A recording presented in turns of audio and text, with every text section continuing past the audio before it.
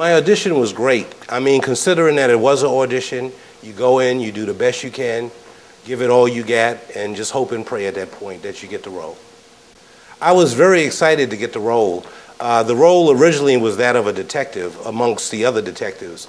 But what happened on a given day is we were getting ready to film my first scene, and immediately I got upgraded to captain, so that really made it that much more nicer. So I enjoyed it that much more. Carlos was a great director. I mean, he gave us great direction. He was there, he listened. He had a great script and a great storyline. What I admire about him mostly is his attention to detail. He's very, very thorough and in terms of the reenactments, he's very much into that. I mean, he likes authenticity, and I admire that about him. The storyline was fantastic. I mean, being a sci-fi buff myself, I could really get into this. I remember, and plus my background is military, I remember studies done to military members as well as prison inmates to obtain results. So I could really see how this script came to be and the plot behind it, and let alone believe it because it's so real and it happens. My favorite scene had to have been, we did an enactment in the police station in which I had to get on my detectives about a bomb threat situation, and I had to dispatch them.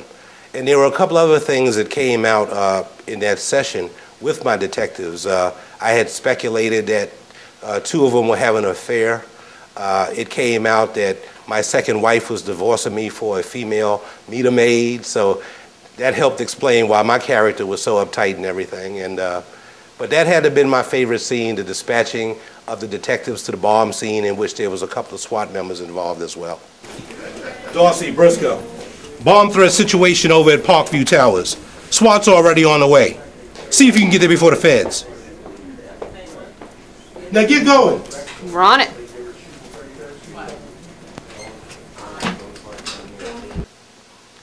My character was the captain of detectives. He was primarily a no-nonsense guy, followed the book, very uptight, as most people would identify with him. You didn't see too much of him, but you heard of him every now and then. He was the kind of guy that stayed on people, he stayed on his detectives and to get their job done. He had a lot of personal issues going on in his life as well. He had a lot of pressure from City Hall, the police departments, in terms of what was going on in the city, getting resolution. He was a two-time divorcee, in which I think I mentioned earlier that his second wife left him for a female meter maid. So the guy carried a lot of pressure around with him, and he was viewed as uptight, but he also, by the same token, wanted to give the image that everything was okay. He didn't want you to know that he had these problems, so basically he overcame it by just being about his business, trying to get his job done. And if that was part of being uptight, that's why he was the way he was. Briscoe, don't you have something better to do? Stop cheating on your girlfriend.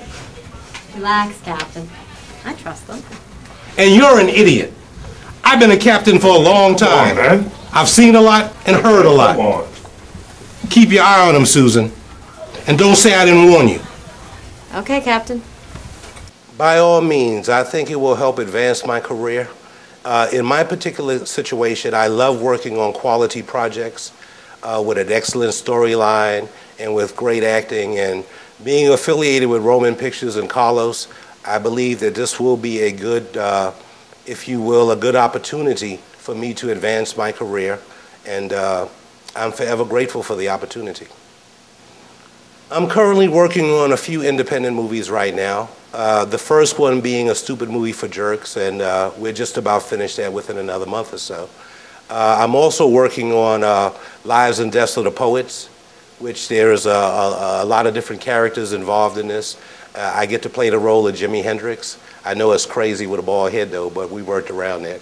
But it was exciting, and he was one of my idols. I'm also working on Women's Studies, a film. It's a sci-fi thriller about a private girls' school in which the girls are like out of control, killing one another, and it's a wonderful opportunity. And that's basically it for film. I am doing a play in October. The play is called Love at Liaisons. I play a lawyer, and it's through the Chronicles of Truth Productions. And it's going to be a great opportunity on stage. And I'm forever grateful.